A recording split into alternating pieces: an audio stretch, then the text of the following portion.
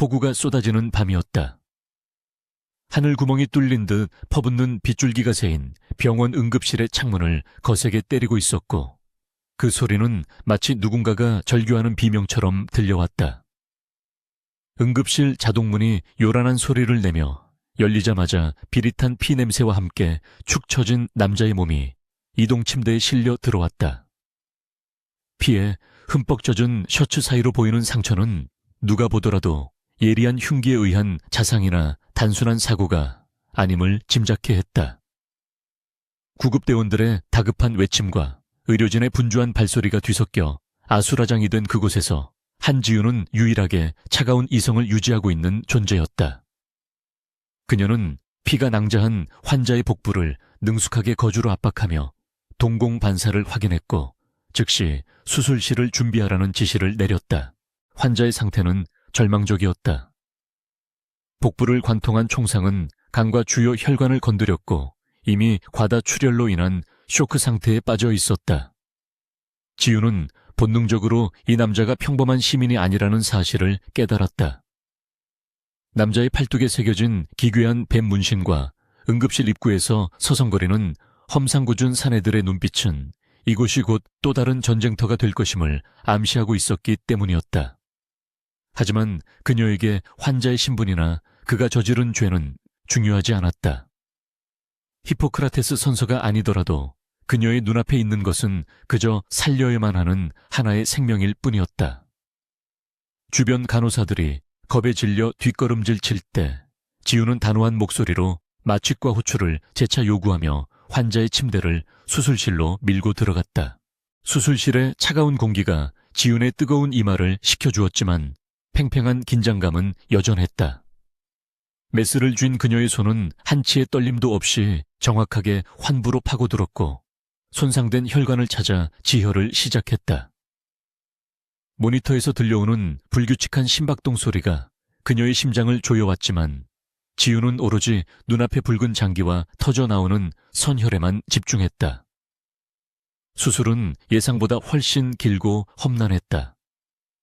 총알이 척추 근처까지 파고든 탓에 제거 과정은 살얼음판을 걷는 듯 위태로웠고 마취과 의사는 몇 번이나 고개를 저으며 포기하려는 기색을 내비쳤다. 그러나 지우는 포기하지 않았고 땀방울이 수술복을 적시는 긴 사투 끝에 마침내 총알을 제거하고 바이탈 사인을 안정시키는 데 성공했다. 수술을 마치고 나온 지우는 녹초가 되어 수술복을 벗을 새도 없이 복도 의자에 주저앉았다. 살려냈다는 안도감보다는 알 수 없는 불안감이 그녀의 등골을 서늘하게 만들고 있었다. 아니나 다를까 병원 복도의 공기는 수술 전보다 훨씬 더 무겁고 살벌하게 변해 있었다. 엘리베이터 문이 열리며 검은 정장을 입은 10여 명의 사내들이 질서정연하게 그러나 위압적으로 복도를 점거하기 시작했다. 그들의 선두에 선 남자는 감정 없는 눈으로 수술실 현황판을 올려다보았고 그곳에 적힌 수술 종료라는 글자를 확인하자마자 미간을 찌푸렸다. 병원 경비원들이 제지하려 했지만 그들은 눈길조차 주지 않은 채 거침없이 회복실 쪽으로 발걸음을 옮겼다. 지유는 본능적으로 그들을 막아서야 한다고 생각했다. 의사의 가운을 입은 그녀가 그들 앞을 가로막자 선두에 있던 남자가 멈칫하며 그녀를 내려다보았다. 지유는 떨리는 목소리를 애써 감추며 환자의 안정을 위해 외부인의 출입을 금한다는 원칙적인 말을 내뱉었지만 그 말은 공허한 메아리처럼 흩어질 뿐이었다. 남자는 비웃음 섞인 표정으로 그녀를 가볍게 밀쳐냈고 그 힘에 밀려 지유는 벽에 강하게 부딪혔다. 그들은 망설임 없이 회복실 문을 박차고 들어갔고 곧이어 소음기를 장착한 총기에서 발사되는 둔탁한 파열음이 2번 연속으로 들려왔다. 지윤의 눈이 경악으로 크게 뜨였고 그녀는 비명조차 지르지 못한 채 얼어붙었다. 방금 전까지 그녀가 온 힘을 다해 살려놓은 생명이 그들의 손에 의해 허무하게 꺼져버린 것이었다.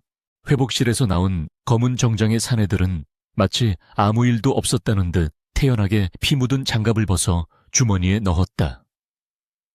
지우는 분노로 온몸을 떨며 그들에게 다가갔고 병원에서 살인을 저지르는 게 제정신이냐고 소리쳤다. 하지만 그들은 그녀의 분노를 비웃기라도 하듯 차가운 시선으로 응수했다. 선두에 있던 남자가 지윤의 턱을 거칠게 움켜쥐며 나직하게 말했다. 당신이 살려낸 그놈이 우리 조직원 5명의 목을 딴 놈이라는 걸 알고 살렸냐는 질문이었다. 지윤은 그의 위협적인 눈빛에도 굴하지 않고 환자가 누구든 살리는 게 자신의 의무라고 맞받아쳤다. 그 순간 남자의 눈빛이 기묘하게 번뜩였고 그는 부하들에게 고갯짓으로 지윤을 가리켰다. 순식간에 억센 손들이 지윤의 양팔을 결박했고 그녀는 반항할 틈도 없이 바닥에서 들어 올려졌다. 병원 직원들과 환자들이 공포에 질려 비명을 지르며 도망쳤지만 누구도 그녀를 도우려 나서지는 못했다. 지윤은 끌려가지 않으려 발버둥 쳤지만 건장한 사내들의 힘을 당해낼 수는 없었다. 그들은 그녀를 병원 뒷문으로 끌고 나가 미리 대기하고 있던 검은색 세단 뒷좌석에 거칠게 밀어 넣어 넣었다. 차문이 닫히고 묵직한 잠금 소리가 들리는 순간 지윤은 자신이 돌이킬 수 없는 어둠 속으로 끌려 들어왔음을 직감했다. 차는 빗길을 미끄러지듯 질주하기 시작했고 창밖으로 보이는 도시의 불빛은 점점 멀어져만 갔다. 차 안에는 숨막히는 침묵만이 감돌았다. 앞좌석에 앉은 사내들은 무정의로 짧고 은밀한 보고를 주고받았는데 그 내용 중 보스라는 단어와 철이라는 단어가 지윤의 귀에 선명하게 박혔다. 그녀는 두려움을 억누르며 자신이 어디로 끌려가는지 그리고 그 보스라는 자가 누구인지 생각하려 애썼다. 무용그룹, 도시의 뒷골목을 지배하며 정재계까지 손을 뻗치고 있다는 전설적인 범죄 조직의 이름이 머릿속을 스쳤다. 오늘 응급실에 실려온 남자가 그들과 적대 관계에 있는 조직원이었다면 자신은 지금 그 적을 살려낸 죄로 심판대에 오르게 되는 셈이었다. 지윤은 주먹을 꽉 쥐었다. 설령 죽음이 기다리고 있다 해도 자신의 행동을 후회하지 않겠다고 다짐했다. 시간이 얼마나 흘렀을까? 차는 도심을 벗어나 인적 드문 상일로 접어들었다. 빗줄기는 더욱 거세져 앞이 보이지 않을 정도였고 덜컹거리는 차체는 지윤의 불안감을 더욱 고조시켰다. 창밖으로는 앙상한 나뭇가지들이 유령처럼 스쳐 지나갔고 간간히 번개가 칠 때마다 숲의 그림자가 괴물처럼 일렁겼다. 한참을 달린 끝에 차는 육중한 철문 앞에 멈춰 섰다. 높은 담벼락 위에는 감시 카메라들이 붉은 눈을 번뜩이며 돌아가고 있었고 철문이 열리자 숲속에 숨겨져 있던 거대한 저택이 그 위용을 드러냈다. 그것은 집이라기보다는 요새에 가까웠고 뿜어져 나오는 분위기는 음산하기 그지없었다. 사내들에 의해 차에서 끌려 내려진 지윤은 빗속을 걸어 저택의 현관으로 향했다. 차가운 빗방울이 온몸을 적셨지만 그녀는 추위를 느낄 겨를조차 없었다. 거대한 나무 문이 열리고 그녀는 넓은 로비로 떠밀려 들어갔다. 대리석 바닥에 빗물과 흙탕물이 뚝뚝 떨어졌지만 아무도 신경 쓰지 않는 듯 했다. 로비의 중앙 계단 위에는 한 남자가 그림자 속에 서서 그녀를 내려다보고 있었다. 어둠에 가려 얼굴은 잘 보이지 않았지만 그에게서 뿜어져 나오는 압도적인 기백은 주변의 공기마저 얼어붙게 만들었다. 지윤은 직감했다. 저 남자가 바로 이 모든 일의 원흉이자 자신을 이곳으로 끌고 온 장본인, 무용그룹의 수장 권도진이라는 것을. 지윤은 낯선 저택의 거실 한가운데 서서 흠뻑 젖은 머리카락 사이로 떨어지는 물방울을 느끼며 가쁜 숨을 몰아쉬고 있었다. 그녀의 앞에는 조금 전 로비 계단 위에서 보았던 남자가 천천히 걸어 내려와 소파에 거만하게 다리를 꼬고 앉아 있었다. 샹들리에의 불빛이 그의 날카로운 턱선과 차가운 눈매를 비췄고 그 모습은 마치 어둠 속에서 사냥감을 노려보는 맹수와도 같았다. 권도진이라 불리는 이 남자는 아무런 말도 없이 지윤을 응시하고 있었는데 그 침묵은 고함이나 욕설보다 훨씬 더 무겁게 그녀의 심장을 짓눌렀다. 주변을 둘러싼 검은 정장의 사내들은 숨소리조차 내지 않고 부동자세로 서 있었고, 오로지 창밖을 때리는 빗소리와 벽난로에서 장작이 타닥거리는 소리만이 넓은 거실을 채우고 있었다. 도지는 테이블 위에 놓인 크리스털 잔을 들어 호박색 위스키를 한 모금 들이키며 지윤을 위아래로 훑어보았다. 그의 시선은 그녀의 명찰에 잠시 머물렀다가 이내 공포에 질려 있으면서도 결코 굴복하지 않으려는 그녀의 눈동자로 향했다. 그는 잔을 내려놓으며 나직하고 건조한 목소리로 입을 열었는데, 그 목소리에는 감정의 고조가 전혀 느껴지지 않아 더욱 소름 끼쳤다. 그는 지윤에게 왜 살려야 할 이유가 전혀 없는 쓰레기 같은 놈을 위해 자신의 목숨을 걸었는지 물었다. 그 질문은 단순한 호기심이 아니라 그녀의 대답에 따라 생사가 결정될 것이라는 명백한 경고를 담고 있었다. 지윤은 마른 침을 삼키며 떨리는 목소리를 가다듬고 그를 똑바로 바라보려 노력했다. 지윤은 의사나 간호사가 환자를 가려 받는 순간, 그것은 의료 행위가 아니라 심판이 된다고 믿어왔던 자신의 신념을 이야기했다. 그녀는 눈앞의 환자가 살인자인지 성자인지는 응급실 안에서 중요하지 않으며 오직 꺼져가는 생명을 붙잡는 것만이 자신의 유일한 의무라고 대답했다. 그녀의 목소리는 처음에는 미약하게 떨렸지만 말을 이어갈수록 점차 힘이 실렸고 확신에 찬 어조로 변해갔다. 도지는 그녀의 대답이 뜻밖이라는 듯 한쪽 눈썹을 치켜올리며 흥미롭다는 표정을 지었다. 보통의 사람이라면 살려달라고 애원하거나 공포에 질려 실신했을 상황에서 자신의 직업 윤리를 논하는 이 여자의 담대함이 그의 예상을 빗나갔기 때문이었다. 하지만 그 흥미는 곧 차가운 조소로 바뀌었다. 도지는 자리에서 일어나 천천히 지윤에게 다가갔고 그의 그림자가 그녀를 완전히 덮어버릴 만큼 거대하게 느껴졌다. 그는 지윤의 코앞까지 다가와 그녀가 풍기는 소독약 냄새와 비릿한 피 냄새를 맡으며 조용히 속삭였다. 당신이 살린 그 놈은 내 부하들의 가족을 죽이고 조직을 와해시키려 했던 쥐새끼라며 놈을 살린 것은 곧 우리에 대한 선전포고와 다름없다고 말했다. 그의 논리에 따르면 지윤의 행위는 숭고한 의료 행위가 아니라 적을 이롭게 한 반역 행위이자 동조 행위였다. 도진의 눈빛이 매섭게 빛났고 그는 지윤이 적대 조직에서 심어놓은 스파이가 아닌지 의심하고 있었다. 우연히 그 타이밍에 그토록 완벽한 수술 솜씨를 가진 의료진이 있었다는 사실을 그는 믿지 않았다. 지윤은 억울함에 입술을 깨물며 자신은 그저 병원 당직표에 따라 근무하고 있었을 뿐이라고 항변했다. 그러나 도진에게 진실은 중요하지 않은 듯 보였고 그는 이미 그녀를 제거해야 할 위험 요소로 규정하고 있었다. 그는 품 안에서 묵직한 권총을 꺼내 들었고 차가운 금속성의 기계음이 정적을 찢으며 울려 퍼졌다. 총구는 정확하게 지윤의 이마를 겨누고 있었고 검은 총구 안쪽의 어둠이 그녀의 모든 시야를 가득 채웠다. 지윤은 본능적으로 눈을 질끈 감았지만 다리에 힘이 풀려 주저앉지는 않았다. 죽음이 코앞에 닥친 순간에도 그녀는 비굴하게 목숨을 구걸하며 자신의 존엄성을 버리고 싶지 않았기 때문이었다. 그녀의 이런 태도는 도진을 더욱 자극했고 그는 방아쇠에 걸린 손가락에 서서히 힘을 주었다. 거실의 공기는 팽팽하게 당겨진 활시위처럼 금방이라도 끊어질 듯은 위태로웠다. 주변의 부하들조차 보스의 처형식을 숨죽여 지켜보고 있었고 누구도 감히 나서서 말릴 생각을 하지 못했다. 지윤의 머릿속에는 고향에 계신 부모님의 얼굴과 병원에서 함께 일하던 동료들의 모습이 주마등처럼 스쳐 지나갔다.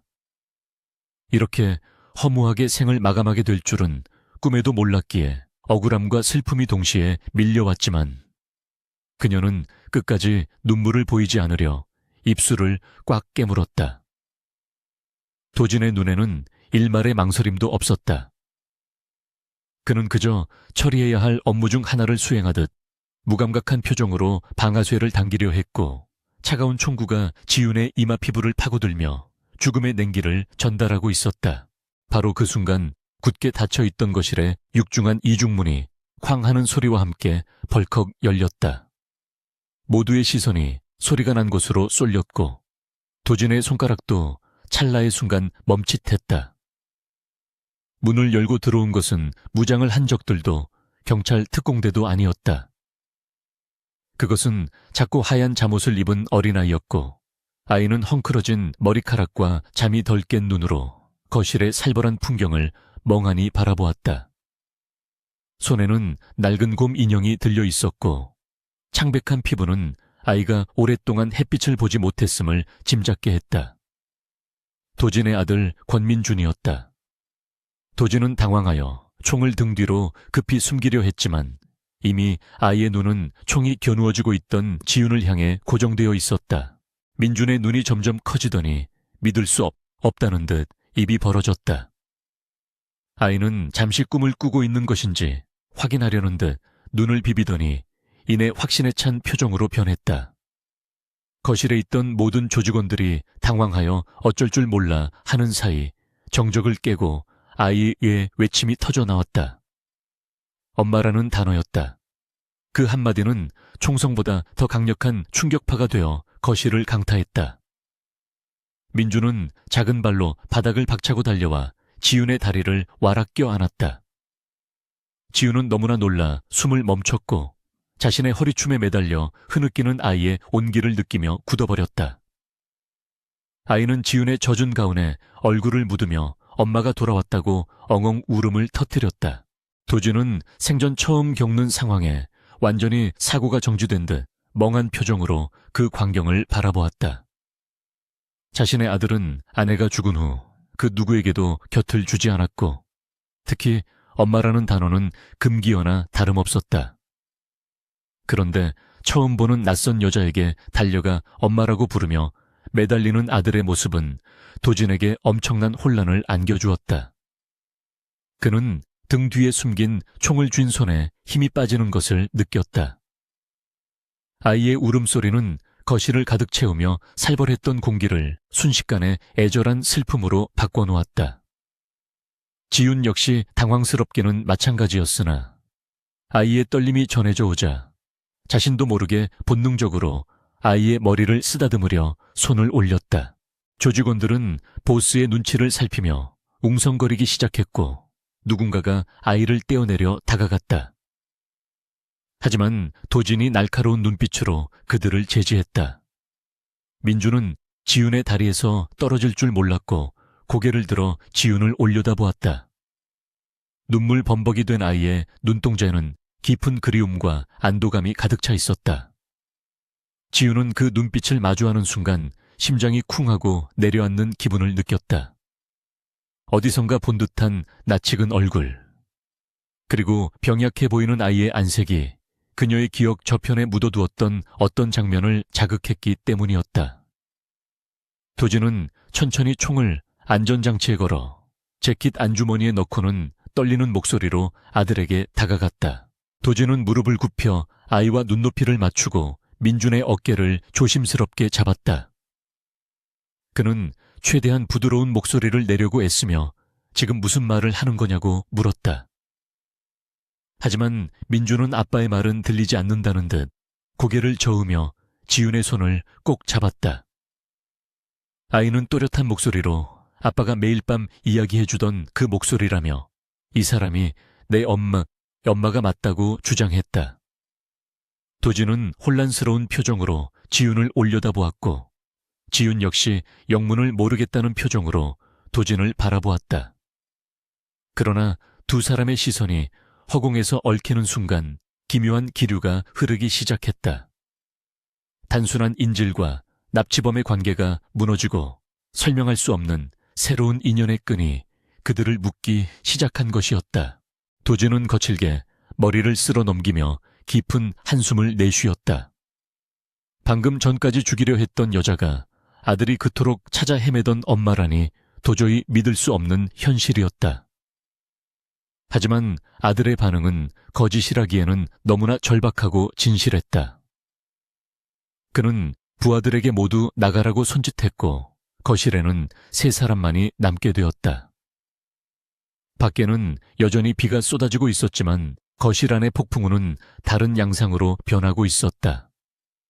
도진은 지훈에게 도대체 당신 정체가 뭐냐고 다시 물었지만 이번에는 사리가 아닌 의문과 당혹감이 가득 찬 목소리였다.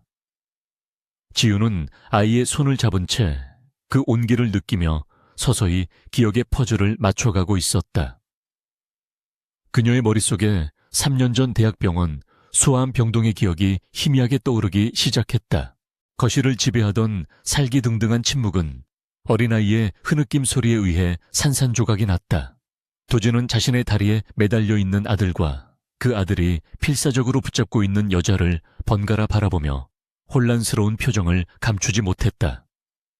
방금 전까지만 해도 차가운 시체로 만들려 했던 대상이 아들의 입에서 나온 엄마라는 단어 하나로 인해 건드릴 수 없는 성역처럼 변해버린 상황이었다. 도진은 깊은 한숨을 내쉬며 이마를 짚었고 그의 머릿속에서는 이성적인 판단과 부성애가 치열하게 충돌하고 있었다. 그는 천천히 손을 뻗어 민준의 어깨를 감싸 안으며 아이를 달래려 했지만 민준은 고개를 저으며 지윤의 허리춤을 더욱 꽉 끌어안았다. 마치 지금 손을 놓으면 이 사람이 영영 사라져 버릴지도 모른다는 공포심이 아이의 작은 몸을 지배하고 있는 듯했다. 지윤은 떨리는 손을 들어 아이의 헝클어진 머리카락을 조심스럽게 쓰다듬었다. 처음에는 당황스러움에 몸이 굳었지만 아이의 천이 전해지자 그녀의 기억 속 깊은 곳에 봉인되어 있던 장면들이 수면 위로 떠올랐기 때문이었다. 그녀는 무릎을 굽혀 아이와 시선을 맞추었고 아이의 쇄골 아래 희미하게 남아있는 중심 정맥관 삽입 흉터를 발견했다. 그것은 3년 전 그녀가 매일 소독하고 드레싱을 해주었던 바로 그 상처였다. 지훈의 눈동자가 흔들리며 입술이 달싹였고 그녀는 믿을 수 없다는 듯 작은 목소리로 아이의 이름을 불렀다. 너 혹시 민준이니? 7291에 있었던 그 민준이가 맞는 거니?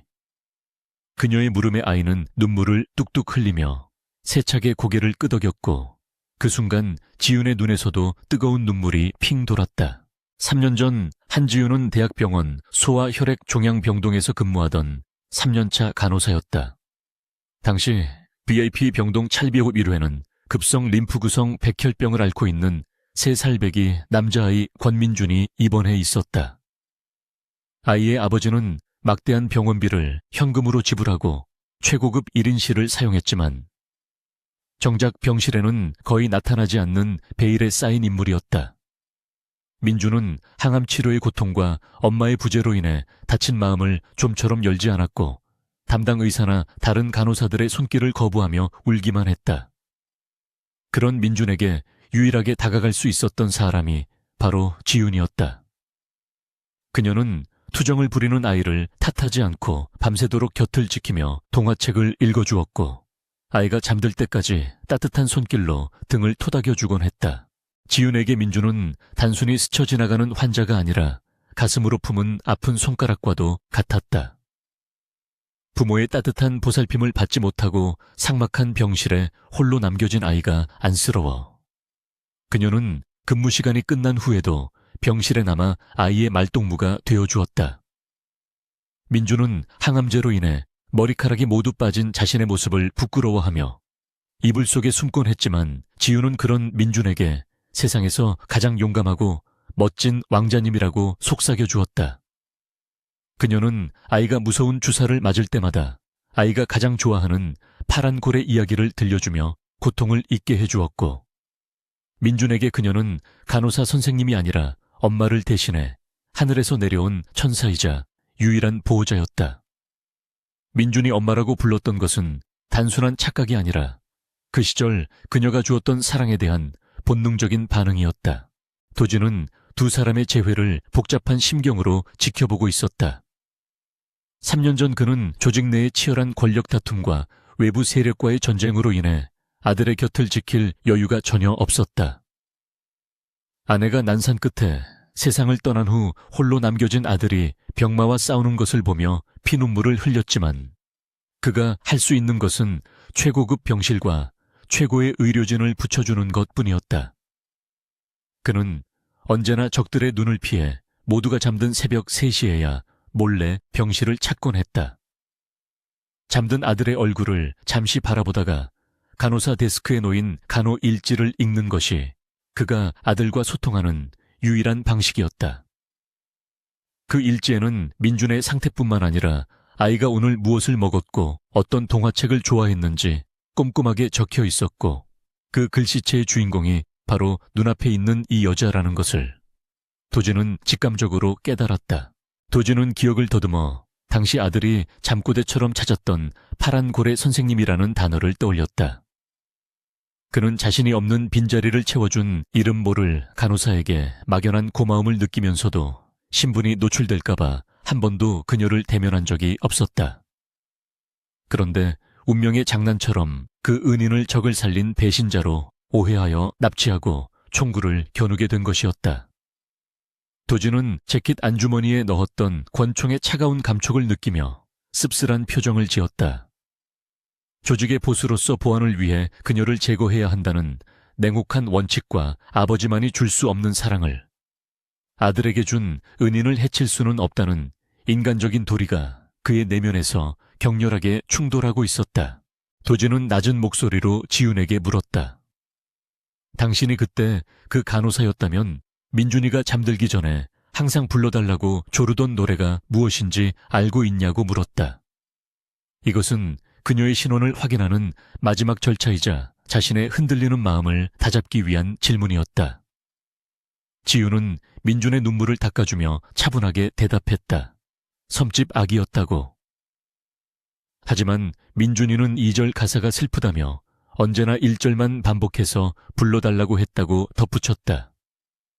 그녀의 대답은 도진만이 알고 있는, 아니 도진조차 간호 일지를 통해서만 알 수 있었던 지극히 사적인 디테일이었다. 도진은 그제야 의심의 끈을 놓을 수 있었고 긴장으로 굳어있던 어깨의 힘을 풀었다. 확신이 서자 도진의 태도는 미묘하게 변했다. 그는 여전히 경계심을 늦추지 않았지만 적어도 당장 그녀를 죽이겠다는 살기는 거두어들였다. 그는 주변에 서 있던 부하들에게 눈짓을 보내 거실을 나가라고 지시했고 육중한 문이 닫히며 거실에는 다시 3사람만이 남게 되었다. 도진은 소파에 깊숙이 몸을 묻으며 지윤에게 앉으라고 권했다. 그것은 명령이 아니라 정중한 부탁에 가까웠다. 지윤은 민준의 손을 잡고 조심스럽게 소파 끝에 앉았고 민준은 지윤의 옆에 딱 달라붙어 떨어지려 하지 않았다. 도진은 마른 세수를 하며 어디서부터 이야기를 시작해야 할지 고민하는 듯 했다. 지윤은 비로소 상황을 파악하고 냉정을 되찾기 시작했다. 그녀는 자신이 납치된 피해자라는 사실을 잊지 않았지만 동시에 눈앞에 있는 이 남자가 자신이 돌보았던 환자의 아버지라는 사실에 묘한 연민을 느꼈다. 3년 전 병실에 남겨진 쪽지와 선물들을 보며 아이를 사랑하지만 나타날 수 없는 아버지의 사정이 궁금했었는데 그 아버지가 거대 마피아 조직의 보스였다니 모든 의문이 풀리는 순간이었다. 지윤은 도진을 똑바로 응시하며 물었다. 아이가 완치 판정을 받았는지, 그동안 건강하게 잘 지냈는지에 대한 안부였다. 자신의 목숨이 위태로운 상황에서도 아이의 건강을 먼저 챙기는 그녀의 모습에 도진은 헛웃음을 지을 수밖에 없었다. 도진은 씁쓸한 미소를 지으며 다행히 골수이식 없이 항암 치료만으로 관해 상태를 유지하고 있다고 대답했다. 하지만 면역력이 약해 학교에도 보내지 못하고 이 숲속 저택에서 세상과 단절된 채 지내고 있다고 설명했다. 그의 목소리에는 아들에 대한 깊은 죄책감과 안쓰러움이 묻어 있었다. 지윤은 창백한 민준의 얼굴을 바라보며 가슴이 아려왔다. 또래 친구들과 뛰어놀아야 할 나이에 갇혀 지내는 아이의 삶이 얼마나 외로웠을지 짐작이 갔기 때문이었다. 민준은 지윤의 손을 자신의 뺨에 비비며 이제 엄마가 왔으니 다시는 안 아플 거라고 해맑게 웃었다. 그 순진무구한 미소는 어른들의 복잡한 사정과는 무관하게 그저 행복해 보였다. 하지만 평화로운 분위기는 오래갈 수 없었다. 도진은 현실적인 문제로 돌아와야 했다. 지우는 조직의 비밀 아지트인 이곳의 위치를 알게 되었고 도진의 얼굴까지 보았다. 그녀를 살려보내는 것은 조직의 안전을 위협하는 치명적인 실수가 될 수 있었다. 그러나 아들이 저렇게 따르는 여자를, 그것도 아들의 생명에 은인을 죽이는 것은 인간으로서 할 짓이 아니었다. 도진은 타협점을 찾아야 했다. 그는 지윤에게 당분간 이곳에서 지내야 한다고 통보했다. 밖은 위험하고 당신을 노리는 놈들이 있을 수도 있다는 핑계를 댔지만 사실은 그녀를 감시해두고 거취를 결정할 시간을 벌기 위함이었다. 지윤은 반발하려 했지만 민준의 간절한 눈빛을 보고 차마 거절의 말을 내뱉지 못했다. 지윤은 어쩔 수 없이 오지. 고개를 끄덕였지만 한 가지 조건을 걸었다. 자신이 이곳에 머무는 동안 민준의 건강 관리를 전담하겠다고 제안했다. 그리고 응급실에서 보았던 그 부상당한 환자들, 즉 도진의 부하들이 치료가 필요하다면 기꺼이 돕겠다고 덧붙였다. 그녀는 의사로서의 본분을 잃지 않으려 했고 동시에 이곳에서 자신의 가치를 증명하여 생존 확률을 높이려는 영리한 계산도 깔려 있었다. 도진은 그녀의 당돌한 제안에 잠시 놀란 듯했지만 이내 고개를 끄덕여 동의했다. 조직 내에 믿을 만한 의료진이 부족한 상황에서 실력 있는 간호사의 존재는 나쁘지 않은 선택이었다. 이렇게 해서 기묘한 동거가 시작되었다. 도진은 집사에게 지윤을 2층 객실로 안내하라고 지시했다. 그 방은 민준의 방 바로 옆방이었고 창문에는 쇠창살이 없었지만 저택 주변의 감시는 철통 같았다. 민준은 지윤과 함께 가겠다며 때를 썼고 도진은 오늘 밤만 허락한다며 아이를 보내주었다. 지윤이 민준의 손을 잡고 계단을 올라가는 뒷모습을 바라보며 도진은 알 수 없는 감정에 휩싸였다. 텅 비어있던 저택에 온기가 도는 듯한 느낌. 아주 오래전 아내와 함께했을 때 느꼈던 그 평온함이 찰나의 순간 스쳐 지나갔기 때문이었다. 하지만 그는 곧 고개를 저으며 그 감정을 떨쳐냈다. 자신은 언제 죽을지 모르는 전쟁터 한복판에 서 있는 남자였고 평범한 행복은 사치에 불과하다는 것을 너무나 잘 알고 있었다. 방으로 들어온 지우는 긴장이 풀리면서 다리에 힘이 풀려 침대에 주저앉았다. 민주는 그런 지훈의 옆에 앉아 자신의 보물 상자를 꺼내 보여주기 시작했다. 그 안에는 지훈이 병원에서 접어주었던 종이학, 다 쓴 볼펜 껍데기, 그리고 삐뚤빼뚤한 글씨로 쓴 편지들이 들어있었다. 지훈은 그 소중한 물건들을 보며 눈시울이 붉어졌다. 아이는 3년 동안 한순간도 자신을 잊지 않고 기다려왔던 것이다. 지훈은 민준을 품에 안고 등을 토닥이며 나직하게 자장가를 불러주기 시작했다. 섬집 아기, 도진이 물어보았던 그 노래였다. 빗소리와 함께 울려 퍼지는 지훈의 노래소리는 열려있는 문틈을 타고 복도로 흘러나갔고 복도 끝 어둠 속에 서서 그 소리를 듣고 있던 도진의 차가운 심장에도 잔잔한 파문을 일으키고 있었다. 밤이 깊어지자 저택은 고요한 정적에 잠겼다. 민주는 지훈의 품에서 색색거리며 잠들었고 지훈 역시 피로를 이기지 못하고 아이의 머리에 턱을 괴고 잠이 들었다. 도진은 열린 문틈으로 두 사람이 잠든 모습을 한참 동안 지켜보았다. 세상에서 가장 평화로워 보이는 그 광경은 역설적으로 그가 처한 잔혹한 현실과 대비되어 더욱 비현실적으로 느껴졌다. 그는 문을 조용히 닫고 복도로 나왔다. 창밖에는 여전히 폭우가 쏟아지고 있었고 빗줄기 너머 숲속에서는 불길한 기운이 꿈틀거리고 있었다. 도진의 직감은 경고음을 울리고 있었다. 오늘 밤 무언가 심상치 않은 일이 벌어질 것 같은 예감이 그의 등골을 서늘하게 훑고 지나갔다. 도준은 서재의 커다란 창가에 서서 어둠 속에 잠긴 숲을 응시하고 있었다.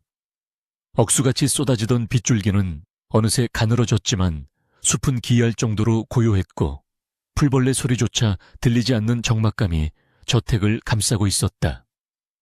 그는 본능적으로 무언가 잘못되었음을 감지하고 책상 위에 모니터로 시선을 돌렸는데 저택 외곽을 비추던 CCTV 화면들이 하나둘씩 검은색으로 변해가고 있었다. 누군가가 보안 시스템을 체계적으로 무력화시키고 있는 것이 분명했고 이것은 외부의 침입자가 내부의 조력자 없이는 불가능한 일이었다. 도준은 서랍을 열어 여분의 탄창을 챙기며 입술을 깨물었다. 자신이 가장 우려했던 내부의 배신자가 마침내 이빨을 드러낸 것이었다. 그는 망설임 없이 방을 나섰고 그의 발걸음은 곧장 아들과 지훈이 있는 2층으로 향했다. 그 순간 저택의 정적을 깨고 귀를 찢는 듯한 파열음이 울려 퍼졌다. 현관문이 폭파되면서 거대한 진동이 건물을 뒤흔들었고 유리창들이 산산조각나며 파편이 사방으로 튀었다. 도준은 본능적으로 몸을 숙이며 복도를 달렸고 1층 로비에서는 이미 총격전이 벌어지고 있었다. 검은 복면을 쓴 무장 괴한들이 연막탄을 터뜨리며 진입했고 도준의 부하들은 당황하여 제대로 대응하지 못한 채 하나둘씩 쓰러지고 있었다. 놈들의 목표는 명확했다. 도준의 목숨과 그의 유일한 약점인 민준이었다. 도준은 이를 악물고 권총을 뽑아들었고 계단을 뛰어 올라오는 선두의 괴한 2명을 정확하게 사살하며 2층 복도를 사수했다. 지훈은 갑작스러운 폭발음에 놀라 잠에서 깼고 본능적으로 옆에서 자고 있던 민준을 품에 끌어안았다. 아이는 공포에 질려 비명을 지르려 했지만 지훈이 급히 손으로 아이의 입을 막으며 괜찮다고 속삭였다. 방문이 거칠게 열리며 도준이 들어왔을 때 지훈은 그가 피를 흘리고 있는지 확인하려 했으나 다행히 그는 무사해 보였다. 도준은 다급하게 외투를 던져주며 지금 당장 이곳을 빠져나가야 한다고 소리쳤다. 그의 눈빛은 그 어느 때보다 절박했고 지훈은 상황의 심각성을 즉각적으로 인지했다. 그녀는 두려움을 억누르며 민준을 등에 업었고 도준이 건네준 외투로 아이의 몸을 단단히 감쌌다. 세 사람이 방을 나서자마자 복도 반대편 창문이 깨지며 밧줄을 타고 침투한 괴한들이 나타났다. 도준은 지훈을 자신의 등 뒤로 밀치며 즉시 응사했고 좁은 복도는 순식간에 화약 냄새와 총소리로 가득 찼다. 도준의 사격 솜씨는 놀라울 정도로 정확했지만 적들의 숫자가 너무 많았다. 그는 지훈에게 서재 쪽으로 뛰라고 고함쳤고 자신은 엄폐물 뒤에 숨어 적들의 접근을 저지했다. 지훈은 무거운 아이를 업고도 필사적으로 달렸지만 공포심에 다리가 후들거려 넘어질 뻔했다. 그때 뒤에서 수류탄이 굴러오는 소리가 들렸고 도준은 망설임 없이 지훈과 민준이 있는 쪽으로 몸을 날려 그들을 덮쳤다. 쾅 하는 굉음과 함께 복도 벽면이 무너져 내렸고 자욱한 먼지가 시야를 가렸다. 지훈은 귀가 먹먹해지는 이명 속에서 고개를 들었고 자신의 위를 덮고 있는 도진의 등에서 붉은 피가 솟구치는 것을 목격했다. 파편이 그의 옆구리를 깊게 스치고 지나간 것이었다. 도진은 고통스러운 신음과 함께 비틀거렸지만 쓰러지지 않았고 피 묻은 손으로 다시 총을 잡으며 지훈에게 빨리 일어나라고 재촉했다. 지훈은 눈물이 핑 돌았지만 지금 주저앉으면 모두가 죽는다는 것을 알기에 이를 악물고 일어났다. 그녀는 한쪽 어깨로 민준을 지탱하고 다른 한 손으로는 부상당한 도진의 허리를 감싸 부축했다. 서재까지 가는 길은 멀고도 험난하게 느껴졌다. 도진은 피를 많이 흘려 안색이 창백해졌지만 정신력으로 버티며 간간히 나타나는 적들을 처리했다. 지훈은 그의 상처에서 뿜어져 나오는 피가 자신의 손을 적시는 것을 느끼며 공포와 책임감을 동시에 느꼈다. 의사인 자신이 옆에 있는데도 당장 해줄 수 있는 처치가 없다는 사실이 그녀를 괴롭혔다. 서재 문을 박차고 들어간 그들은 책장 뒤에 숨겨진 비밀 공간을 찾기 위해 움직였다. 도진은 흐릿해지는 의식을 붙잡으며 책장 특정 위치에 있는 책을 눌렀고 기계적인 소음과 함께 육중한 책장이 옆으로 밀리며 어두운 통로가 드러났다. 추격자들의 발소리가 문 밖까지 다다랐을 때 세 사람은 간신히 비밀 통로 안으로 몸을 피했다. 도진이 안쪽에서 차단 스위치를 누르자 책장은 다시 닫혔고 밖에서 문을 부수고 들어오는 적들의 고함 소리가 희미하게 들려왔다. 통로는 칠흑 같은 어둠이었지만 도진이 미리 준비해둔 비상전력이 가동되며 희미한 유도등이 켜졌다. 긴장이 풀린 탓인지 도진은 벽을 짚고 거칠게 숨을 몰아쉬다가 그만 바닥으로 주저앉고 말았다. 민주는 아빠의 피를 보고 울음을 터뜨렸고 지우는 재빨리 도진의 상태를 살피기 위해 그의 셔츠를 걷어 올렸다. 상처는 생각보다 깊었고 지속적인 출혈이 일어나고 있었다. 지우는 입고 있던 가운의 끝단을 찢어 도진의 상처 부위를 단단히 압박했다. 도진은 고통에 신음하면서도 괜찮으니 계속 내려가야 한다고 고집을 피웠지만 지우는 단호한 목소리로 그를 제지했다. 이 상태로 무리하게 움직이면 쇼크가 올 수 있다고 경고하며 그녀는 도진의 팔을 자신의 어깨에 걸쳤다. 가냘픈 체구의 그녀가 건장한 남자의 무게를 감당하기는 쉽지 않았지만 위기 상황에서 발휘되는 초인적인 힘이 그녀를 지탱하고 있었다. 민준 역시 울음을 그치고 고사리 같은 손으로 아빠의 반대편 손을 잡으며 힘을 보탰다. 그들은 서로를 의지하며 지하 깊숙한 곳으로 이어지는 나선형 계단을 힘겹게 내려갔다.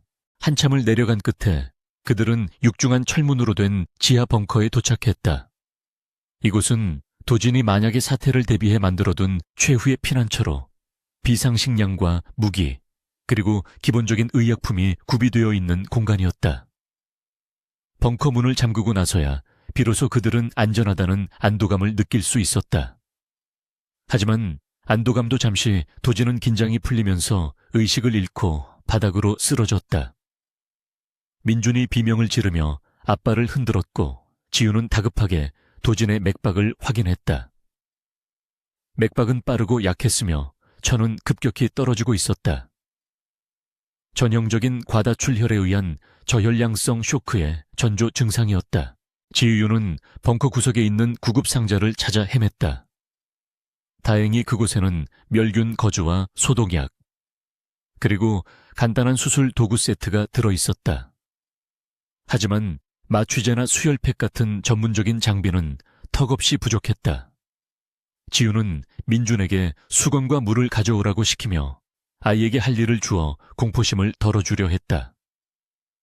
민준은 떨면서도 엄마의 지시에 따라 부지런히 움직였고 지우는 도진의 옷을 완전히 찢어 상처를 드러냈다. 파편이 근육을 찢고 들어가 혈관을 건드린 것이 분명했고 지혈만으로는 해결될 문제가 아니었다. 지우는 결단을 내려야만 했다. 이대로 두면 도진은 아침이 오기 전에 사망할 것이 분명했다. 지우는 떨리는 손으로 메스를 집어들었다가 심호흡을 하며 마음을 다잡았다. 그녀는 3년 전 수없이 많은 위급 환자들을 살려냈던 베테랑 간호사였고 지금 눈앞에 있는 남자는 적군이 아니라 자신이 살려야 할 환자이자 민준의 아버지였다. 그녀는 도진의 뺨을 가볍게 때리며 정신 차리라고 외쳤다. 도진은 힘겹게 눈을 떴고 흐릿한 시야 너머로 단호한 표정의 지훈을 바라보았다. 지훈은 지금부터 파편을 제거하고 혈관을 봉합할 것이라고 설명하며 마취제가 없으니 끔찍하게 아플 것이라고 경고했다. 도진은 고통에 일그러진 얼굴로 피식 웃으며 마음대로 하라고 웅걸거렸고 자신의 목숨을 온전히 그녀의 손에 맡겼다. 지우는 민준을 도진의 머리맡에 앉히고 아빠의 손을 꼭 잡아주라고 부탁했다. 아이가 보는 앞에서 피 튀기는 수술을 하는 것은 잔인한 일이었지만 지금은 아이의 존재가 도진이 고통을 견디게 할 유일한 마취제였다. 지우는 소독약을 상처 부위에 들이부었고 도진은 짐승 같은 신음을 토해내며 몸을 비틀었다. 민주는 울면서 아빠 힘내라고 소리쳤고 도진은 아들의 목소리를 들으며 흐려지는 정신을 필사적으로 붙잡았다. 벙커의 차가운 형광등 불빛 아래에서 지윤의 손은 기계처럼 빠르고 정확하게 움직였다. 그녀의 이마에서 땀방울이 떨어져 도진의 가슴 위로 흘러내렸지만 그녀의 눈빛은 그 어느 때보다 차갑고 뜨겁게 빛나고 있었다. 시간이 얼마나 흘렀을까? 지윤은 마침내 깊이 박혀있던 금속 파편을 집게로 집어내어 금속 쟁반 위에 떨어뜨렸다.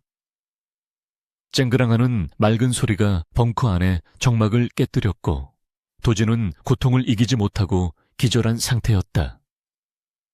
지윤은 안도의 한숨을 내쉬며 찢어진 혈관을 봉합하고 상처를 꿰매기 시작했다. 그녀의 손길은 섬세했고 한 땀 한 땀 정성을 다해 마무리했다. 수술이 끝나고 붕대를 감은 뒤에야 지윤은 긴장이 풀려 바닥에 주저앉았다.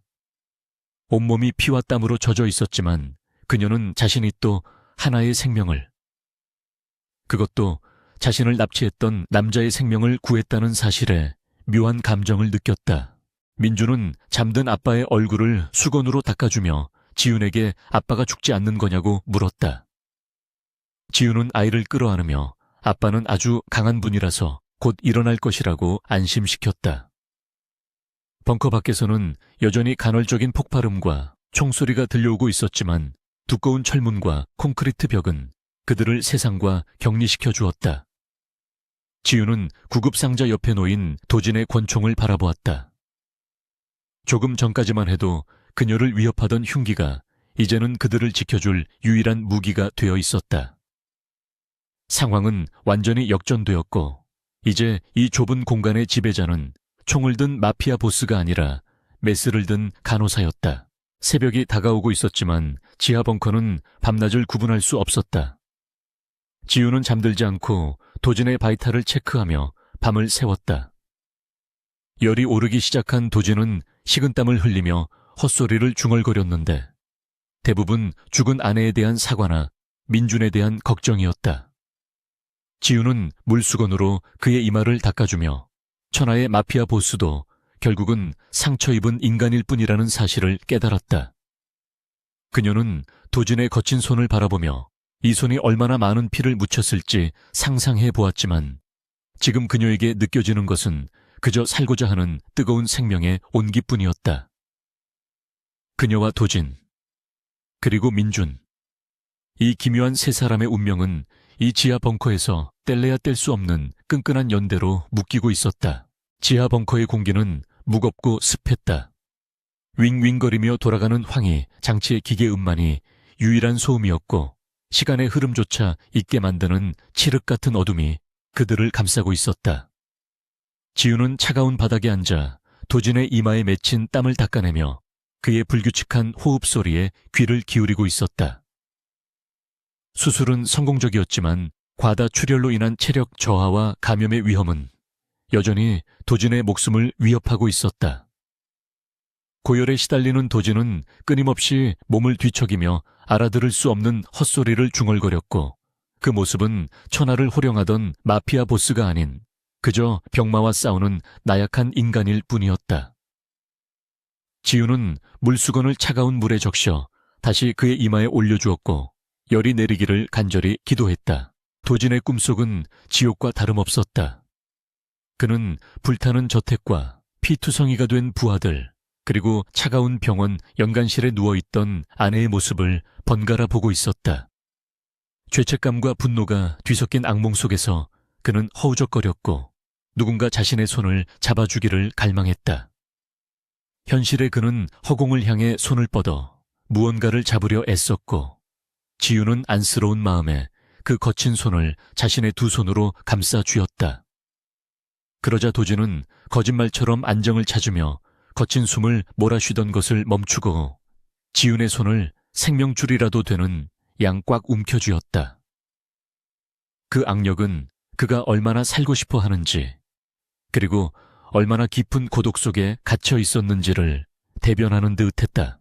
지윤은 손끝으로 전해지는 그의 뜨거운 천을 느끼며 묘한 연민에 잠겼다. 민주는 지윤의 무릎을 베고 잠이 들었다가 목이 마른 듯 칭걸거리며 눈을 떴다. 아이는 낯선 천장과 어두운 조명에 잠시 겁을 먹었지만 곁에 있는 지훈과 잠들어 있는 아빠를 보고는 안도했다. 지훈은 미리 준비해둔 물통을 아이의 입가에 가져다 주었고 민주는 꿀꺽꿀꺽 물을 마신 뒤 손등으로 입을 닦았다. 아이는 걱정스러운 눈빛으로 아빠를 바라보며 아빠가 많이 아픈 거냐고 물었다. 지훈은 민준의 머리를 쓰다듬으며 아빠는 지금 나쁜 병균들과 용감하게 싸우고 있는 중이라고 설명해 주었다.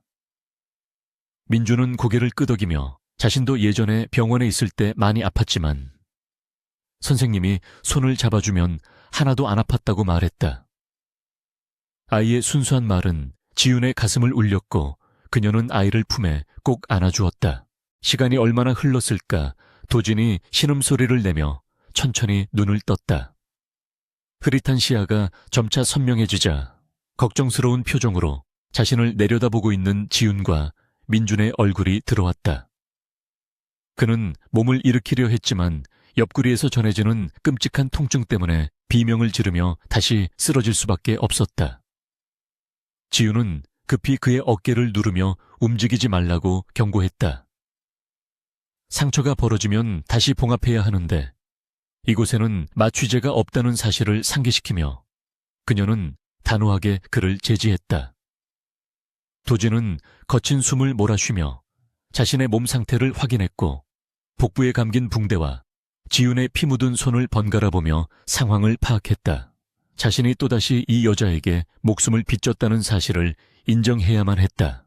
도진은 갈라진 목소리로 물을 달라고 요청했고 지훈은 그를 부축하여 물을 마시게 도와주었다. 차가운 물이 식도를 타고 넘어가자 도진은 비로소 정신이 드는 듯했다. 그는 지훈에게 왜 도망가지 않았냐고 물었다. 자신이 정신을 잃었을 때 총을 챙겨 민준을 데리고 도망칠 수도 있었고 아니면 자신을 죽이고 나갈 수도 있었을 텐데 왜 굳이 남아서 수술까지 했느냐는 질문이었다. 그것은 그가 살아온 비정한 세계의 논리로는 도저히 이해할 수 없는 행동이었기 때문이었다. 지훈은 담담하게 대답했다. 환자를 두고 도망치는 의사는 없으며 당신은 민준이의 하나뿐인 아버지이기 때문이라고. 그녀의 대답에는 어떤 계산이나 가식도 없었다. 민준은 아빠가 깨어난 것이 기쁜 듯 도진의 팔에 매달리며 종알거리기 시작했다. 아이는 아빠가 잠든 사이에 엄마가 아니 지훈 선생님이 얼마나 열심히 아빠를 치료했는지 자랑스럽게 이야기했다. 피가 멈추지 않아서 무서웠지만 선생님이 마법처럼 고쳐주었다는 아이의 설명은 도진의 마음을 움직였다. 민준은 이어 3년 전 병원에서의 이야기를 꺼냈다. 아빠가 오지 않는 밤마다 선생님이 불러주었던 노래와 무서운 주사를 맞을 때마다 들려주었던 파란 고래 이야기를 하며 아이는 눈을 반짝였다. 도진은 그제야 자신이 돈으로만 해결하려 했던 그 빈자리를 이 여자가 얼마나 따뜻하게 채워주었는지 뼈저리게 느낄 수 있었다. 도진은 민준의 이야기를 들으며 지훈을 바라보았다. 헝클어진 머리와 피 묻은 가운 그리고 지친 기색이 역력한 얼굴이었지만 그의 눈에는 그 어떤 화려한 미녀보다도 아름답고 성스럽게 보였다. 그는 평생을 의심과 배신 속에서 살아왔고 누구에게도 곁을 내주지 않았지만 지금 이 순간만큼은 그녀에게 무장해제되는 기분이었다.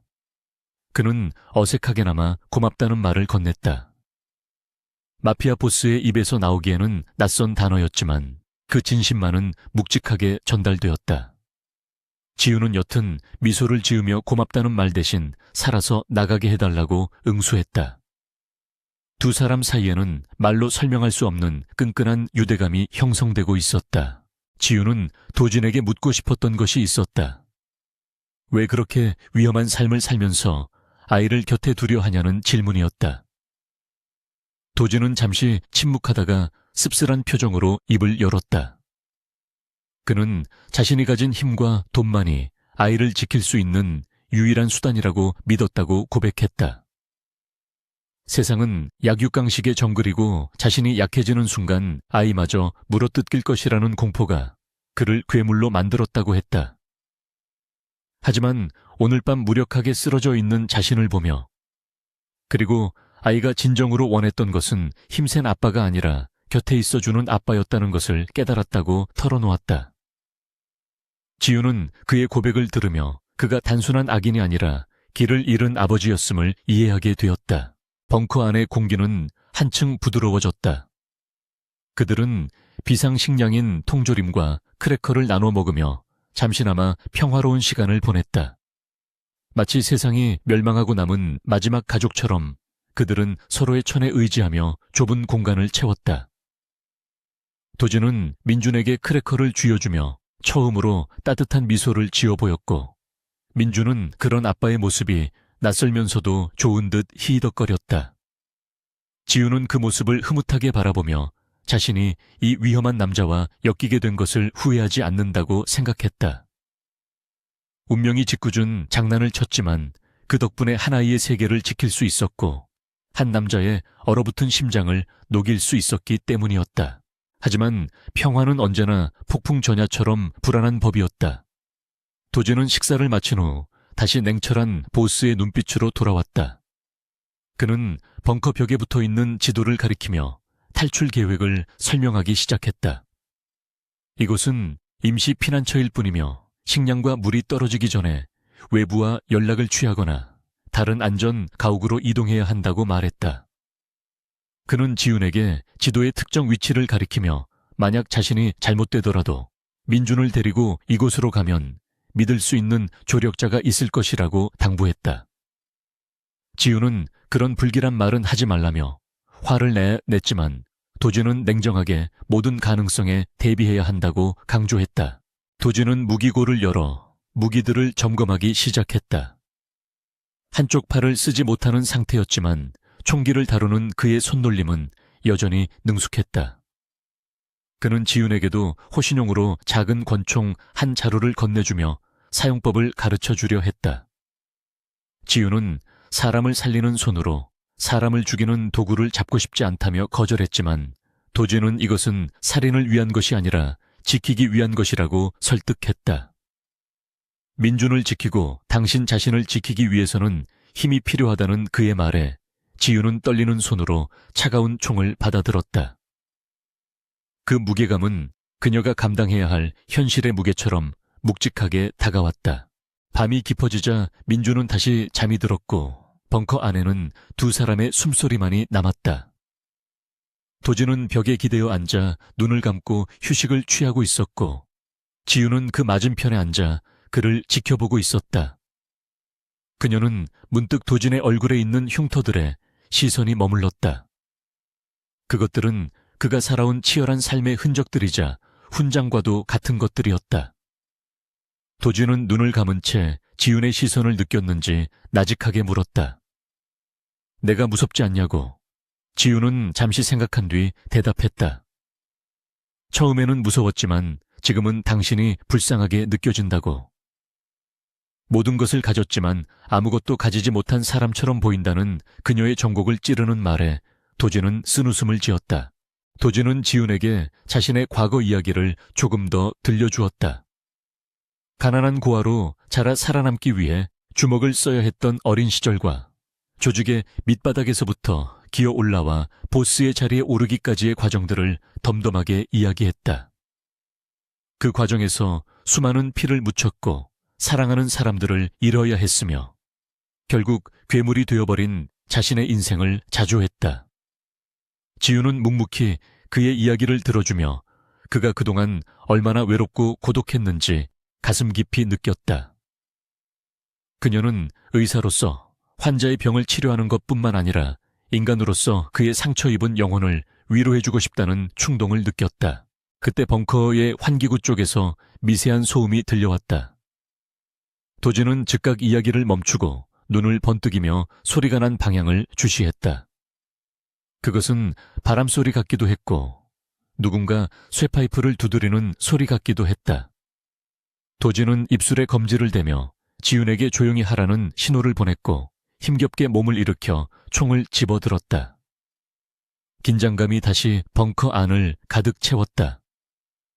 적들이 벙커의 존재를 눈치채고 입구를 찾고 있거나 환기구를 통해 침입을 시도하고 있을 가능성이 있었다.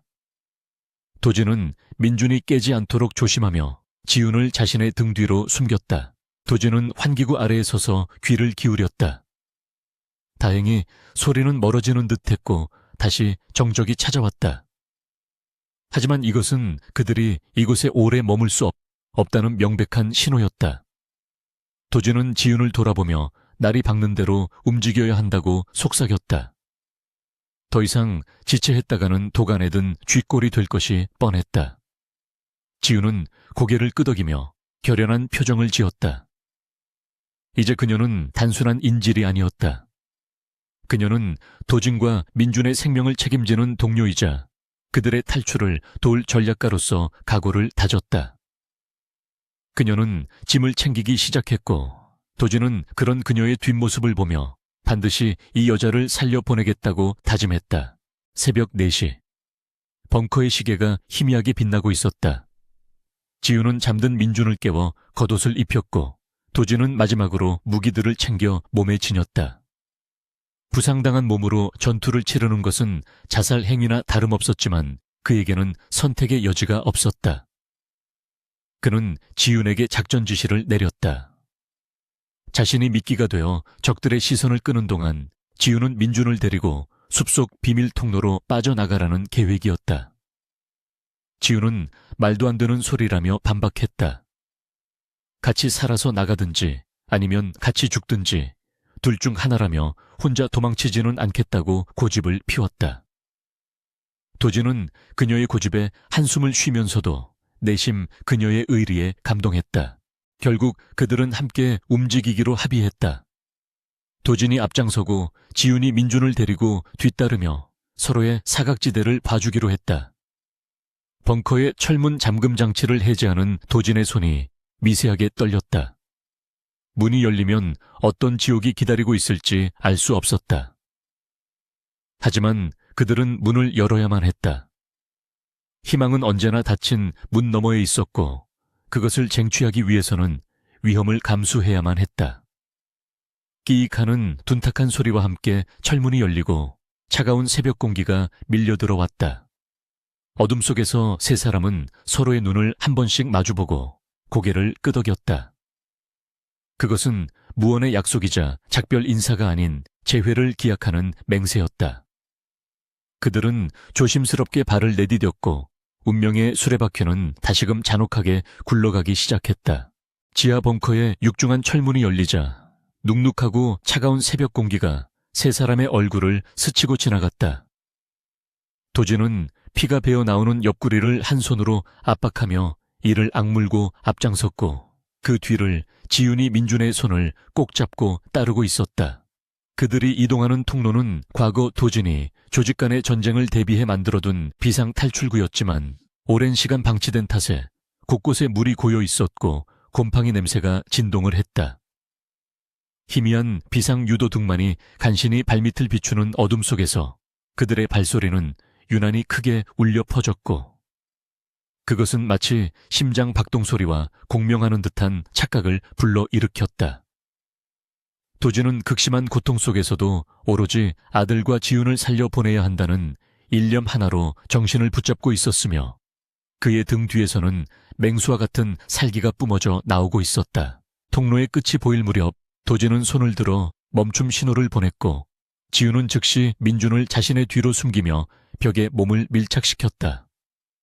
출구 쪽에서 낯선 인기척과 함께 미세한 담배 냄새가 흘러 들어오고 있었는데 그것은 적들이 이미 이곳을 봉쇄하고 기다리고 있다는 명백한 증거였다. 도진은 절망적인 상황에서도 침착하게 주변을 살피며 우회로를 찾으려 했으나 이 통로는 외길이었기에 정면 돌파 외에는 다른 방법이 없었다. 그는 지훈에게 짧게 눈짓을 보내며 만약에 사태가 발생하면 뒤도 돌아보지 말고 민준을 데리고 숲으로 뛰라고 무언의 지시를 내렸다. 지훈은 고개를 저으며 거부의 의사를 표했지만 도진의 눈빛은 너무나도 단호하여 더 이상 반박할 수 없었다. 그들이 조심스럽게 출구 밖으로 발을 내디디려는 순간 강력한 서치라이트 불빛이 그들을 덮쳤고 눈을 뜰 수 없는 섬광과 함께 사방에서 무장한 사내들이 튀어나왔다. 함정이었다. 배신자들은 도진이 이 통로를 이용할 것을 미리 예측하고 매복하고 있었던 것이다. 적들의 선두에는 어젯밤 병원에서 보았던 뱀문신의 남자가 비열한 웃음을 흘리며 서 있었고 그의 손에는 자동 소총이 들려 있었다. 도진은 본능적으로 지훈과 민준의 앞을 막아서며 권총을 겨누었지만 수적으로나 화력으로나 절대적인 열세였다. 놈들은 도진의 부상당한 모습을 보며 승리를 확신한 듯 킬킬거렸고 그 웃음소리는 숲속의 정막을 찢으며 소름 끼치게 울려 퍼졌다. 뱀문신의 남자는 도진에게 무기를 버리라고 소리치며 총구를 지훈과 민준 쪽으로 돌렸다. 그는 천하의 권도진이 고작 여자와 아이 때문에 이 꼴이 되었다며 조롱했고 당장 총을 버리지 않으면 아이의 머리에 구멍을 내주겠다고 협박했다. 도진의 눈동자가 분노로 이글거렸지만 아들의 목숨이 걸린 상황에서 그는 방아쇠를 당길 수 없었다. 놈들은 도진의 약점이 무엇인지 정확하게 알고 있었고 그것을 잔인하게 이용하고 있었다. 민준은 공포에 질려 지훈의 다리에 매달려 바들바들 떨었고 지훈은 그런 아이를 감싸 안으며 놈들을 노려보았다. 도진은 결국 피 묻은 입술을 깨물며 천천히 손을 들어 올렸고 손에 쥐고 있던 권총을 바닥에 떨어뜨렸다. 도진이 무장 해제되는 것을 본 적들은 환호성을 지르며 경계를 늦추고 다가오기 시작했다. 그들은 도진을 무릎 꿇리고 지훈을 끌어내려 했으며 상황은 최악으로 치닫고 있었다. 바로 그 순간 지훈의 머릿속에서 번뜩이는 아이디어가 스쳐 지나갔다. 그녀는 벙커에서 챙겨온 구급 가방 속에 들어있던 고농도 에탄올 병과 주머니 속의 라이터를 떠올렸다. 그녀는 의료인이기에 에탄올이 불과 만나면 어떤 반응을 일으키는지 누구보다 잘 알고 있었다. 적들이 승리감에 도취하여 방심하고 있는 지금이 유일한 기회였다. 지훈은 민준에게 귓속말로 눈을 꼭 감고 귀를 막으라고 속삭인 뒤 가방 속에 손을 넣어 에탄올 병의 뚜껑을 열고 거즈를 쑤셔 넣었다. 지훈은 심호흡을 한번 크게 한 뒤 라이터를 켜 거즈에 불을 붙였고 망설임 없이 그것을 적들의 한가운데에 있는 드럼통 무더기를 향해 힘껏 던졌다. 통로 입구에는 공사 자재로 쓰다 남은 인화성 물질들이 쌓여 있었는데 지훈은 들어올 때 그것을 눈여겨보았던 것이다. 쨍그랑하는 소리와 함께 불병이 깨지자마자 거대한 화염이 솟구치며 굉음과 함께 폭발이 일어났다. 갑작스러운 불길과 검은 연기가 시야를 가리자 적들은 비명을 지르며 우왕좌왕했고 현장은 순식간에 아수라장으로 변했다. 지훈은 그 틈을 타 민준을 끌어안고 바닥에 엎드리며 도진을 향해 지금이라고 소리쳤다. 연기가 피어오르는 혼란 속에서 도진의 눈빛이 맹수처럼 빛났다. 그는 바닥에 떨어뜨렸던 권총을 낚아채듯 집어들었고 몸을 날려 엄폐물 뒤로 숨으며 방가쇠를 당기기 시작했다. 부상으로 인한 통증은 아드레날린에 의해 마비되었고 그의 사격 솜씨는 신기에 가까울 정도로 정확했다. 탕, 탕, 탕. 규칙적인 총소리가 울릴 때마다 연기 속에서 적들이 하나둘씩 쓰러졌다. 도진은 마치 춤을 추듯 몸을 움직이며 적들의 급소를 정확하게 타격했고 그의 움직임에는 군더더기가 없었다. 그것은 마피아 보스가 아니라 아들을 지키기 위해 각성한 아버지의 처절하고도 위대한 몸부림이었다. 살아남은 적들이 방역을 시도하며 총탄을 퍼부었지만 도진의 기세를 꺾을 수는 없었다.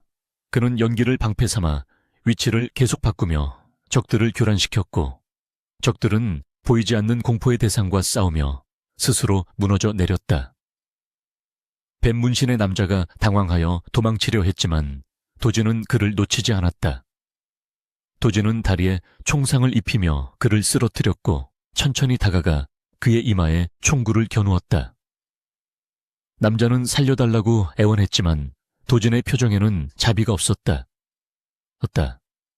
그는 자신의 가족을 건드린 대가가 무엇인지 똑똑히 보여주겠다는 듯 차갑게 방아쇠를 당겼고, 마지막 총성과 함께 숲에는 다시금 정적이 찾아왔다. 전투가 끝나고 자욱했던 연기가 서서히 걷히기 시작했다. 도진은 거친 숨을 몰아쉬며 총을 내렸고 떨리는 다리를 지탱하며 지윤과 민준이 있는 곳을 바라보았다. 다행히 민준은 지윤의 품 안에서 무사한 듯 보였고 도진은 안도의 한숨을 내쉬며 그들에게 다가갔다. 하지만 그가 가까이 다가갔을 때 지윤의 상태가 이상하다는 것을 감지했다. 그녀는 민준을 꼭 껴안은 채 고개를 숙이고 있었는데 그녀의 하얀 가운 등 쪽에 붉은 선혈이 빠르게 번지고 있었다. 교전 중 날아온 눈먼 총탄이 아이를 감싸고 있던 그녀의 어깨를 관통한 것이었다. 도진의 심장이 덜컥 내려앉았고 그는 비명을 지르듯 그녀의 이름을 불렀다. 지유는 도진의 목소리를 듣고 고개를 들려 했지만 힘이 들어가지 않아 그대로 옆으로 쓰러졌다.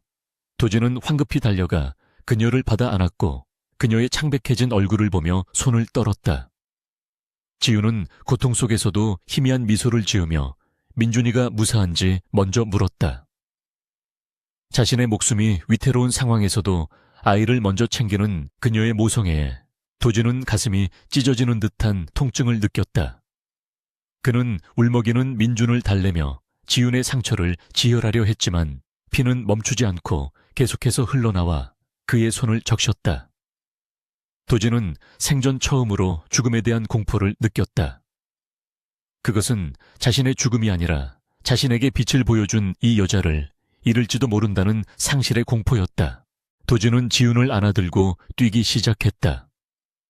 부상당한 옆구리가 찢어질 듯 아팠지만 그런 것은 아무런 문제가 되지 않았다. 그는 숲길을 미친 듯이 질주하며 아직 남아있을지 모를 부하들에게 연락을 취하기 위해 무정이를 켰다. 다행히 잡음 섞인 소리와 함께 충직한 부하의 목소리가 들려왔고 도진은 위치를 알리며 당장 의료팀과 헬기를 보내라고 고함쳤다. 그의 목소리는 절규에 가까웠고 숲속의 새들이 놀라 날아오를 정도였다. 지윤의 의식이 점차 흐려지고 있었다. 그녀는 도진의 품에 안겨 흔들리는 하늘을 바라보며 이 남자의 품이 생각보다 따뜻하다고 느꼈다. 그리고 스르르 감기는 눈꺼풀을 이기지 못하고 깊은 어둠 속으로 빠져들었다. 도진은 의식을 잃은 지윤의 뺨을 가볍게 두드리며 제발 눈을 뜨라고 애원했다.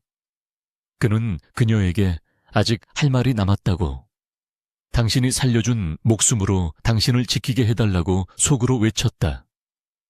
멀리서 헬기의 프로펠러 소리가 들려오기 시작했고 구조의 손길이 다가오고 있었다. 하지만 도진에게는 그 짧은 시간이 억겁의 시간처럼 느껴졌다. 그는 민준의 손을 잡고 지윤을 품에 안은 채 헬기가 착륙할 공터를 향해 마지막 힘을 짜내어 달렸다. 떠오르는 아침 해가 숲을 붉게 물들이고 있었지만 도진의 눈에는 오직 품에 안긴 여자의 창백한 얼굴만이 보일 뿐이었다. 이 싸움은 끝났지만 그녀를 살리기 위한 또 다른 싸움이 시작되고 있었다. 지윤이 눈을 떴을 때 가장 먼저 느껴진 것은 코끝을 맴도는 은은한 라벤더 향기와 창문을 통해 들어오는 따스한 아침 햇살이었다. 그녀는 무거운 눈꺼풀을 힘겹게 들어 올리며 주변을 둘러보았는데 그곳은 그녀가 기억하는 차가운 지하 벙커나 눅눅한 숲속이 아니었다. 하얀색으로 도배된 넓은 천장과 고급스러운 가구들이 배치된 이곳은 마치 호텔 스위트룸을 연상케 하는 병실이었다. 그녀는 본능적으로 자신의 몸을 살폈는데 어깨의 통증은 많이 가라앉아 있었고 상처 부위는 깔끔하게 드레싱되어 있었다. 팔에 연결된 링거 줄을 따라 시선을 옮기던 그녀는 침대맡에 엎드려 잠들어 있는 작은 머리통을 발견하고는 안도의 숨을 내쉬었다. 민준이었다. 아이는 그녀의 손을 꼭 잡은 채 새근새근 숨을 쉬고 있었고 그 평온한 모습은 지윤에게 살아있다는 실감을 가장 강렬하게 전달해 주었다. 지윤은 잠든 아이가 깰까봐 조심스럽게 몸을 일으켜 세우려 했지만 인기척을 느낀 민준이 번쩍 눈을 떴다. 아이는 잠시 눈을 비비며 상황을 파악하더니 침대에 앉아있는 지윤을 보고 눈이 휘둥그레졌다. 엄마라는 외침과 함께 아이는 지윤의 품으로 파고들었고 지윤은 아직 욱신거리는 어깨 통증조차 잊은 채 아이를 꽉 끌어안았다. 민주는 엉엉 울며 엄마가 다시는 안 일어나는 줄 알았다며 투정을 부렸고 지윤은 그런 아이의 등을 토닥이며 미안하다고 속삭였다. 아이의 눈물은 지윤의 환자복을 적셨지만 그 축축함마저도 그녀에게는 따뜻한 온기로 느껴졌다. 죽음의 문턱까지 갔다가 돌아온 그녀에게 이 아이와의 재회는 그 어떤 기적보다도 값진 선물이었기 때문이었다. 그때 병실 문이 부드럽게 열리며 도진이 들어왔다. 그는 며칠 전 숲속에서 보았던 피투성이의 야수 같던 모습은 온데간데 없고 말끔한 정장 차림에 단정한 머리를 하고 있었다. 하지만 그의 눈밑에 드리워진 짙은 다크서클과 수척해진 얼굴은 그가 그동안 얼마나 마음을 졸이며 지내왔는지를 여실히 보여주고 있었다. 도진은 깨어난 지윤을 보자마자 걸음을 멈추고 깊은 안도의 한숨을 내쉬었다.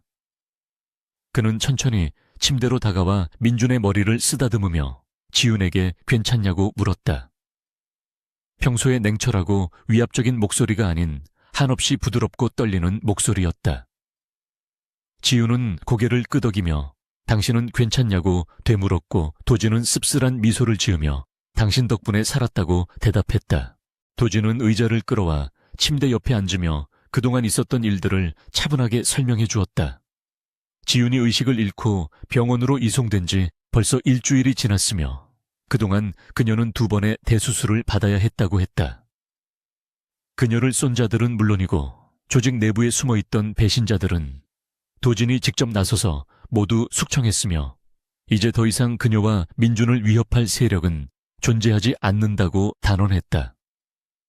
그의 말 속에는 피해 냄새가 배어 있었지만 지윤을 바라보는 눈빛만은 진심 어린 걱정과 애정으로 가득 차 있었다. 그는 이제 모든 것이 정리되었으니 안심하고 치료에만 전념하라고 말했지만 지윤은 그의 말 속에 숨겨진 또 다른 의미를 읽어낼 수 있었다.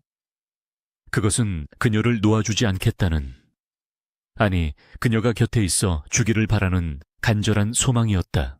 며칠 후 지윤의 상태가 호전되자 도진은 그녀를 휠체어에 태우고 병원 옥상 정원으로 데리고 나갔다. 도심이 한눈에 내려다 보이는 그곳은 바람이 시원하게 불어왔고 두 사람은 난간에 기대어 한동안 말없이 풍경을 바라보았다. 침묵을 깬 것은 도진이었다. 그는 지윤에게 정식으로 제안하고 싶은 것이 있다고 운을 떼며 그녀가 민준의 엄마가 되어주기를, 그리고 자신의 곁에서 평생 함께해 주기를 바란다고 고백했다.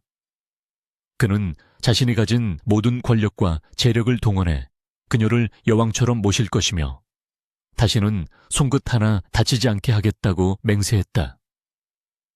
그것은 무사람들이라면 거절할 수 없는, 해할 수 없는 달콤하고도 파격적인 제안이었지만 지윤의 표정은 복잡하게 일그러졌다. 지윤슈는 도진의 눈을 똑바로 바라보며 단호하게 고개를 저었다.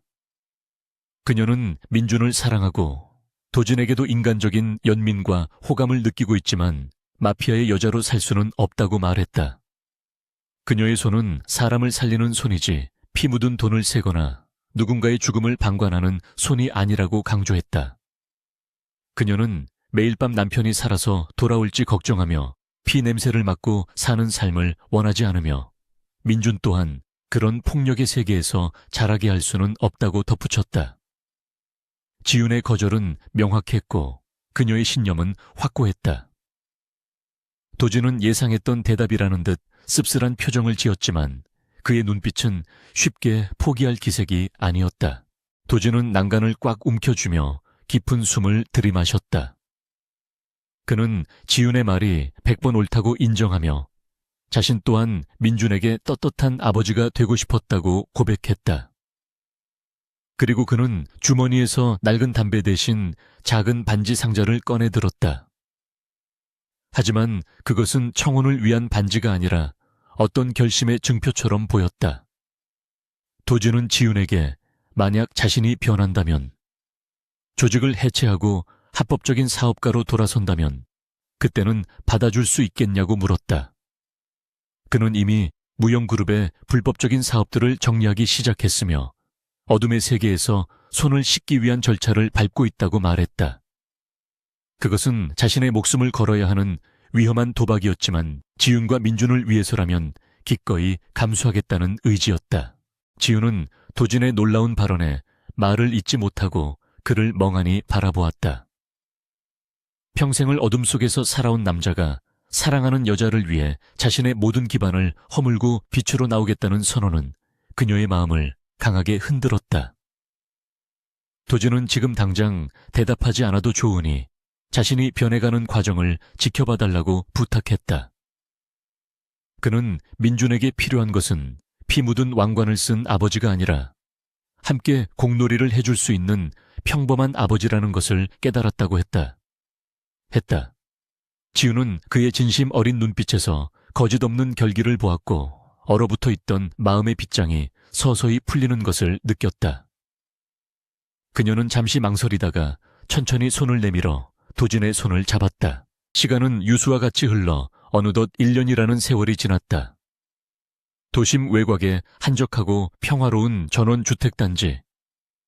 그곳에는 따사로운 햇살을 받으며 정원을 가꾸고 있는 한 가족의 모습이 보였다.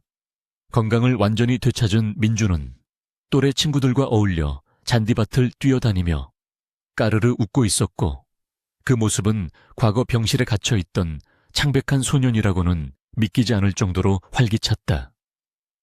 집 안에서는 맛있는 음식 냄새가 풍겨나왔고 앞치마를 두른 지훈이 주방과 거실을 오가며 분주하게 움직이고 있었다. 그녀는 더 이상 수술복을 입은 간호사가 아니었지만 여전히 가족들의 몸과 마음을 치유하는 따뜻한 주치의이자 엄마로서의 삶을 살고 있었다. 현관문이 열리고 퇴근한 도진이 들어오자 민주는 하던 놀이를 멈추고 아빠에게 달려가 품에 안겼다. 도진은 아이를 번쩍 들어 올리며 환하게 웃었는데 그의 얼굴에서는 과거의 날카롭고 살벌했던 기운은 찾아볼 수 없었다. 없었다. 그는 이제 건실한 무역회사의 대표로서 바쁘지만 정직한 땀을 흘리며 살아가고 있었다. 물론 과거의 업보를 청산하는 과정은 쉽지 않았다. 수많은 위협과 유혹이 있었고 법적인 책임을 지기 위해 험난한 조사를 받기도 했지만 지훈이 곁에서 그를 지지해 주었기에 버틸 수 있었다. 도진은 지훈에게 다가가 가볍게 입을 맞추며 다녀왔다고 인사했고 지훈은 수건으로 그의 이마에 맺힌 땀을 닦아주며 수고했다고 화답했다. 저녁 식사 시간 식탁에는 지훈이 정성껏 준비한 음식들이 가득 차려졌고 세 사람은 둘러앉아 하루 일과를 이야기하며 웃음꽃을 피웠다.